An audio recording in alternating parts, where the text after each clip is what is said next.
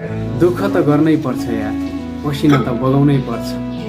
हातमा ठेला र पैतलाको छाला नउकिन्जेलसम्म मेहनत त गर्नै पर्छ। जिन्दगी जिउँदै गर्दा कठिनाइहरू आउँछन्। समय र परिस्थिति सँगसँगै बाध्यता र आवश्यकताहरू पनि आउँछन्। बेला बेलामा जिन्दगीले रुवाइरहन्छ, दुःख दिइरहन्छ। भनिन्छ नि, आँखाबाट आँसु नबगाएसम्म प्यास त काटिँदैन भनेर। यो त एउटा जिन्दगी हो। बेला बेलामा दुःख नपाएसम्म, कठिनाइ नझेलेसम्म, बाध्यता र आवश्यकताको सामना नगरेसम्म यति सजिलै जिन्दगी कसरी कट्न सक्छ?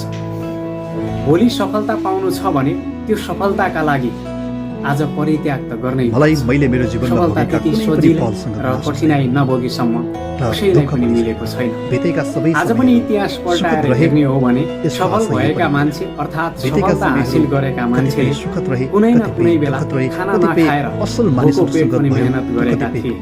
घाम असिना पसिना केही पनि नभनेर दुःख गरेका थिए अनि मात्र सफलता हातमा आएको थियो।